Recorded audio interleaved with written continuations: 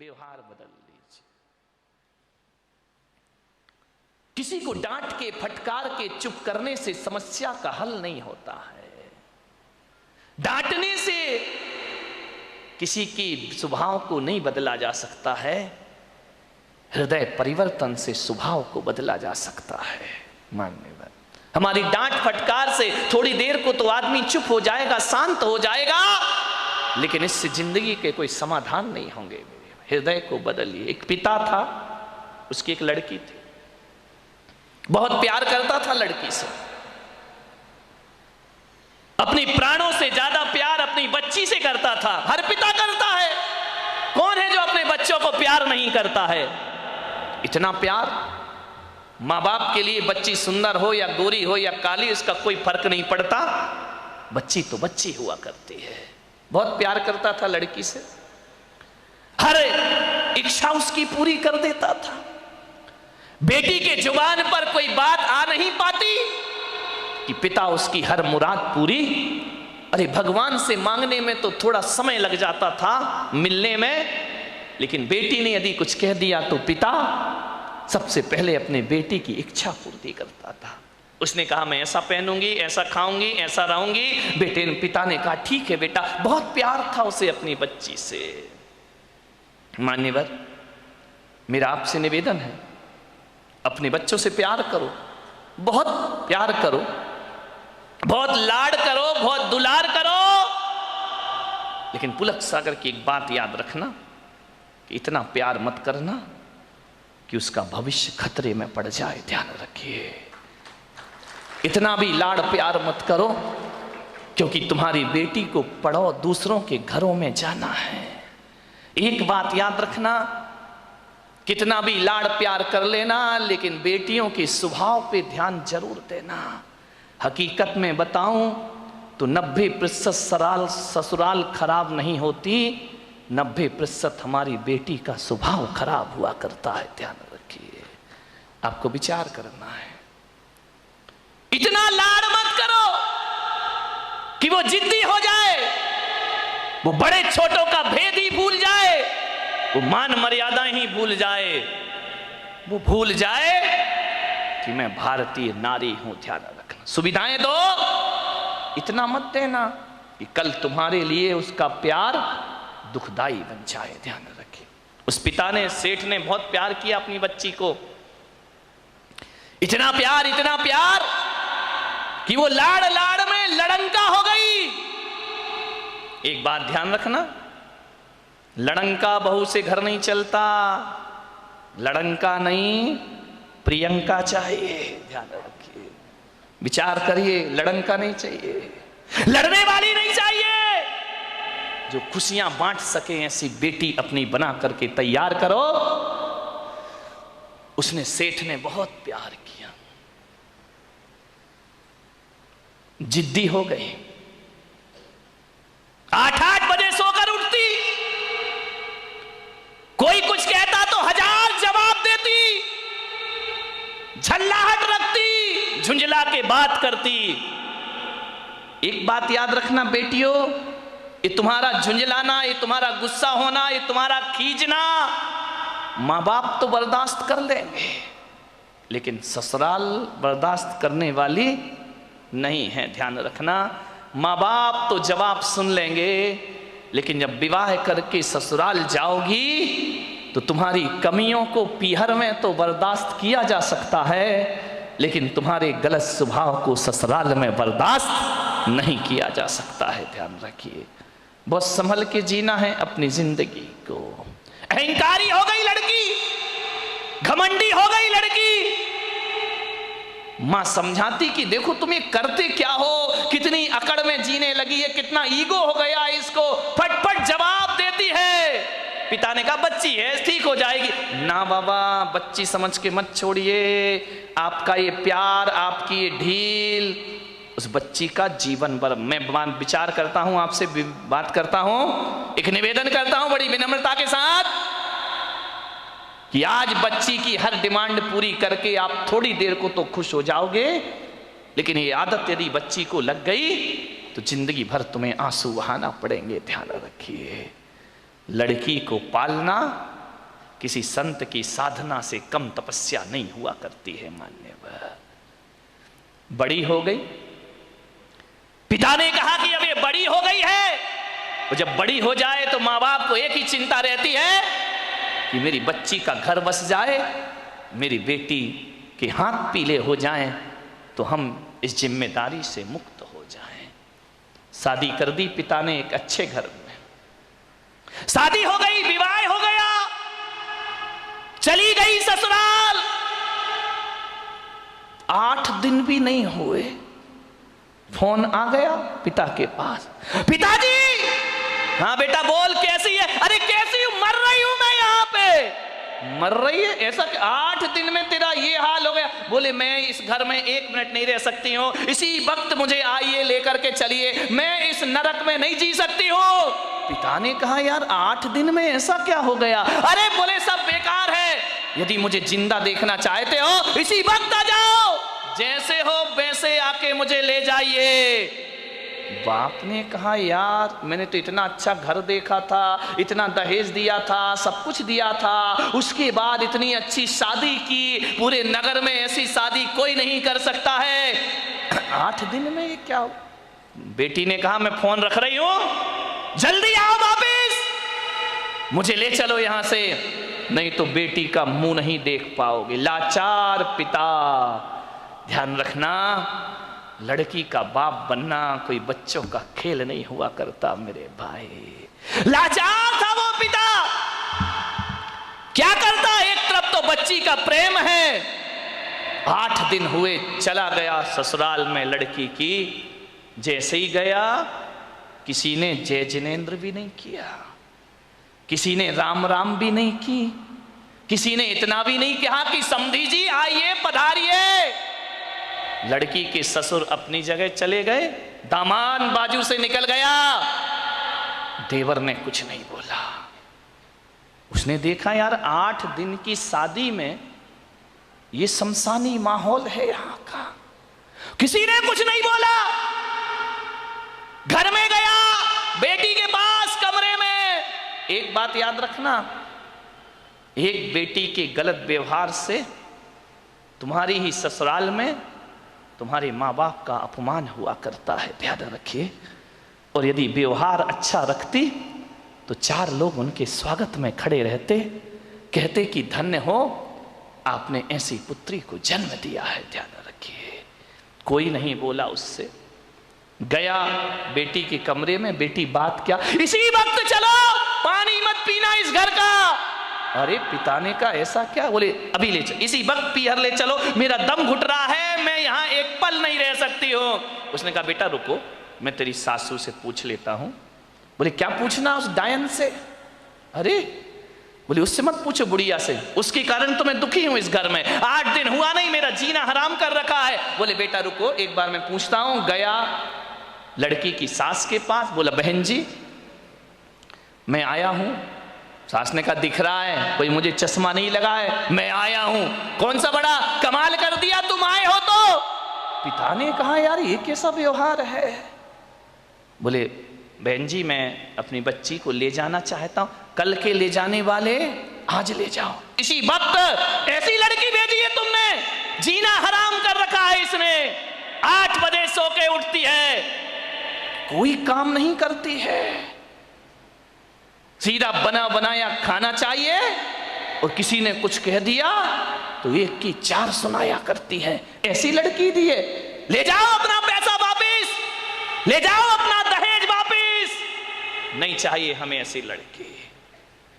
पिता का सिर झुक गया बेटी की गलती से, ध्यान रखना, शर्मिंदा हुआ, बेटी को लिया चला गया। बोले बहन जी 10-15 दिन में भेज दूंगा। बोले कभी नहीं, जिंदगी मत भेजना उसको यहां, दरवाजे उसके लिए हमेशा के लिए बंद हैं। पिता समझ गया कि जरूर कुछ गड़बड़ है, बेटी को बिठाया कार में, ले गया घर।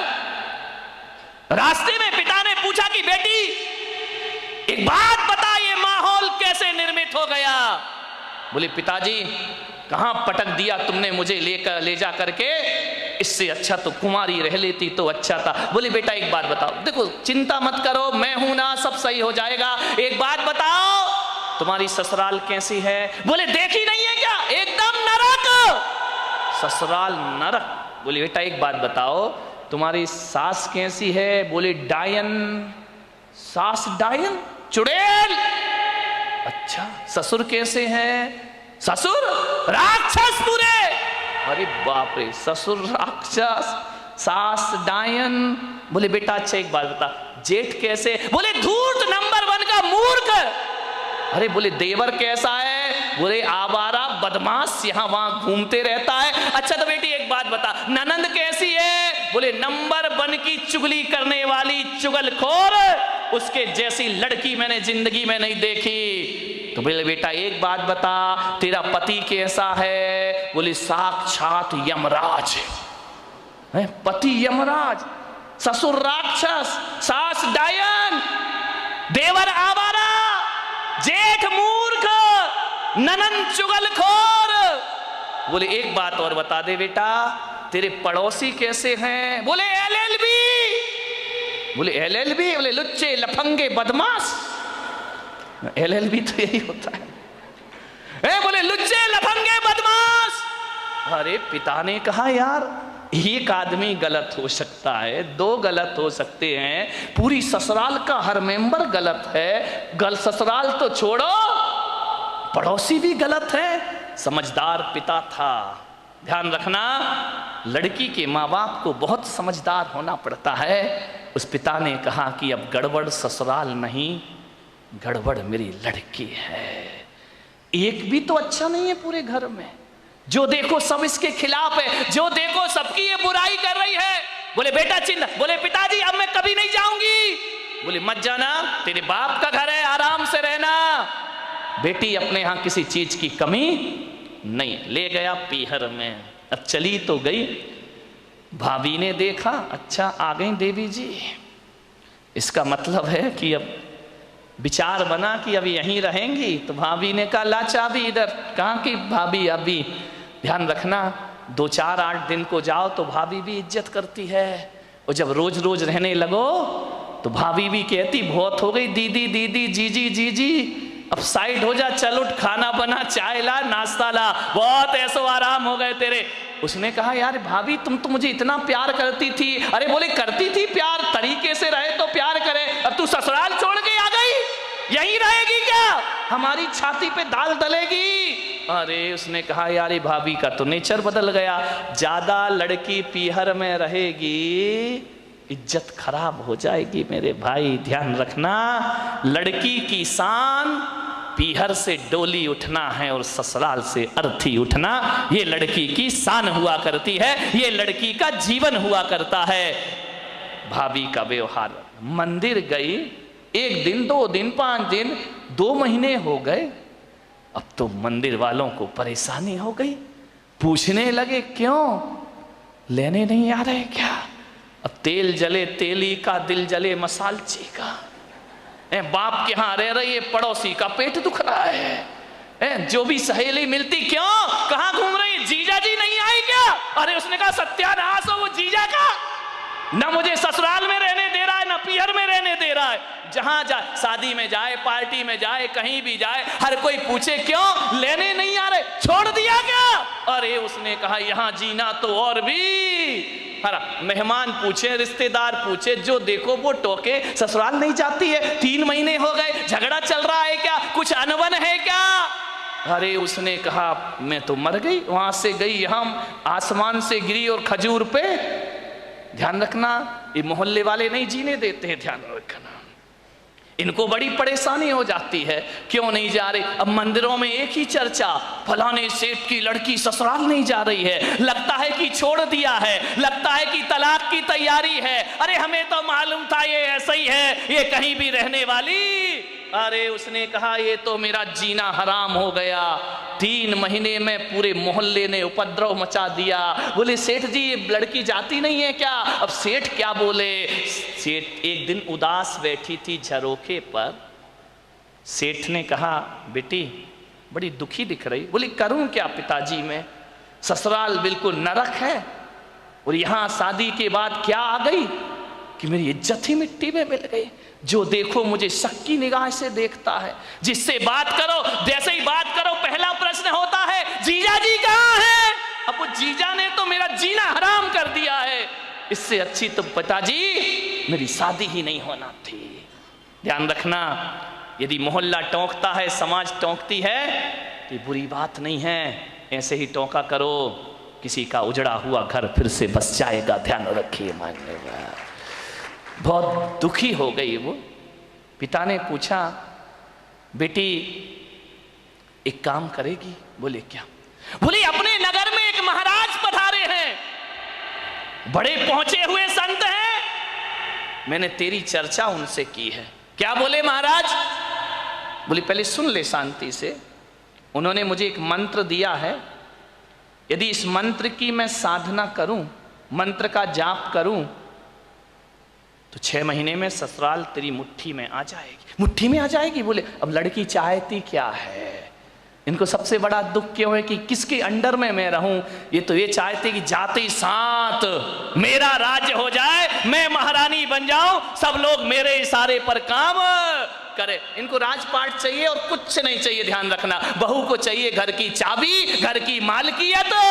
वो किसी के अनुशासन में रहना नहीं चाहती है, लोगों को अनुशासन में रखना चाहती है। पिता ने कहा बेटा 6 महीने में तेरी ससुराल का पूरा वातावरण बदल जाए तो तू ससुराल जाना चाहेगी? उसने कहा पिताजी क्यों नहीं जाना चाहूंगी। अब अकल आ गई उसको ठिकाने। ज्यादा बहू गड़बड़ करे ना तो 1 आध साल छोड़ दिया करो, अपने आप आएगी लौट के वापस। ध्यान रखना। अब अकल आ गई उसको कि क्या करूं। बोले हाँ पिताजी जा सकती हूं मैं। बोले सब तेरी मुट्ठी में होगा। बोले सब होगा? बोले हाँ। तो बोले मैं जा सकती हूं पिताजी। पति? बोले वो तेरे आगे पीछे घूमेगा। सास? अरे तेरे पैर छुएगी वो। सास पैर छुएगी? बोले हाँ। अरे ऐसी ससुराल तो चाहिए थी मुझे। बोले मैं, महाराज ने क्या कहा? बोले महाराज ने ये कहा कि मंत्र। बोले पिताजी देखो ये मंत्र मुझसे नहीं होगा, ये कठिन काम है। बोले एक काम कर, महाराज ने ये कहा है कि मंत्र तो मैं जप लूंगा, साधना तू कर लेना।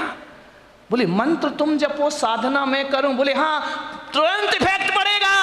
तो बोले पिताजी मुझे क्या साधना करना है? बोले साधना तुझे इतनी करना है कि 6 महीने किसी को जवाब मत देना, किसी को भी कोई कुछ भी बोल दे, 6 महीने जवाब मत देना, और 6 महीने किसी से अकड़ना मत, झुक करके जीना, ईमानदारी से काम करना।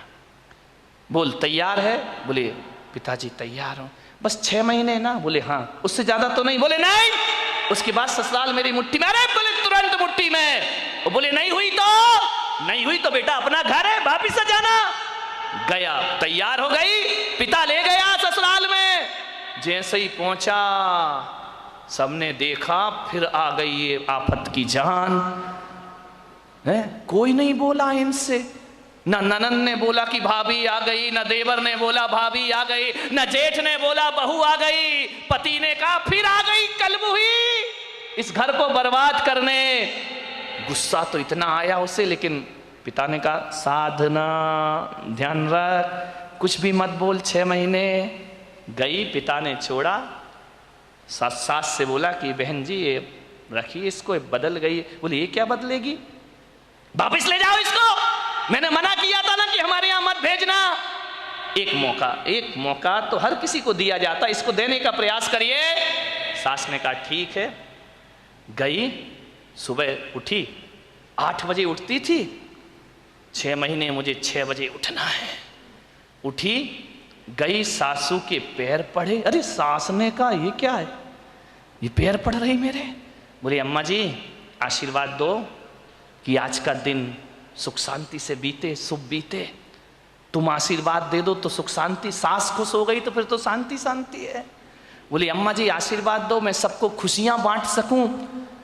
अम्मा ने कहा यार ये बोल क्या रही है। ठीक ठीक बेटा आशीर्वाद। जा रही थी, एक पैर की चोट लगी, कांच का गिलास फूट गया।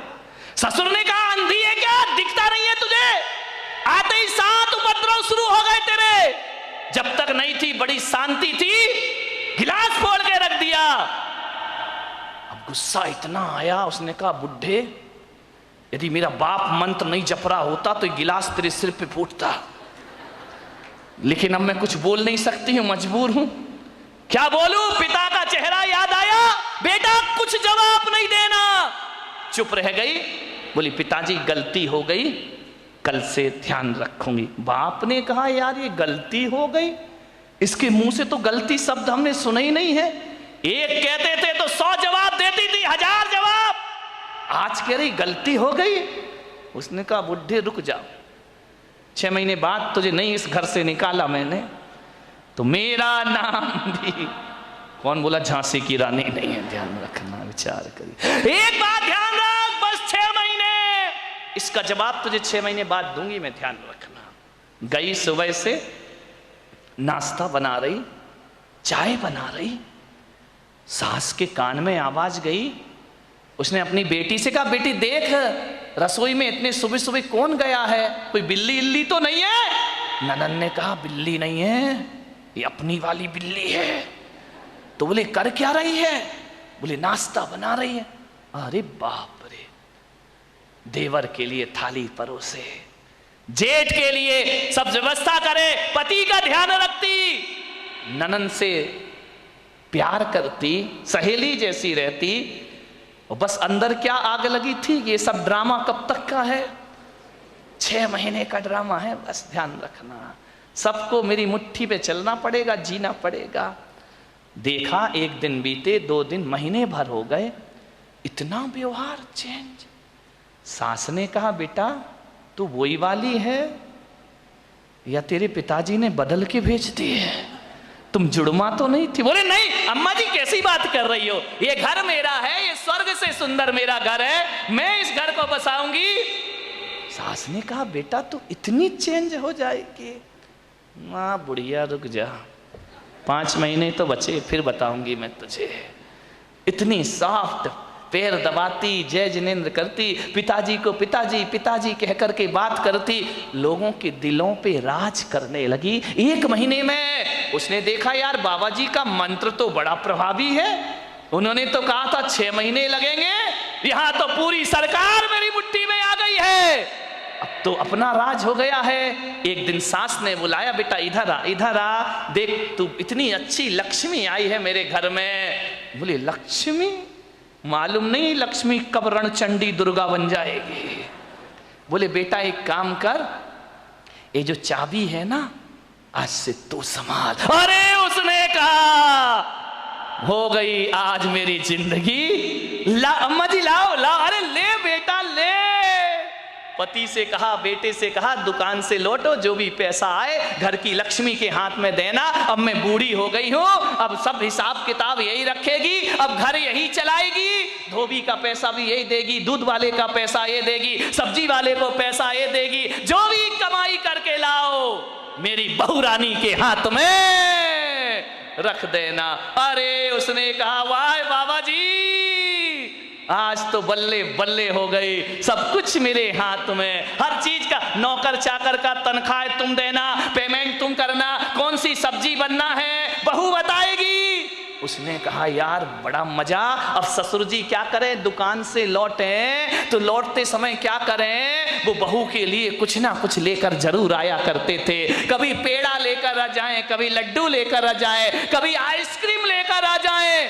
अरे उस बहू ने कहा यार कितने मजे हो गए यहाँ पर। ध्यान रखिए, बुजुर्गों से मेरा निवेदन है, ससुर से मेरा निवेदन है, सास से मेरा निवेदन है, जब भी बारामती से कहीं बाहर जाओ, घूमने जाओ, कहीं भी जाओ, कुछ लेकर आओ या ना आओ, अपनी बहू के लिए एक साड़ी लेकर जरूर आया करो, अपनी बहू के लिए कुछ ना कुछ सामान। ये तालियां बहुओं ने बजाई क्या सासुओं ने?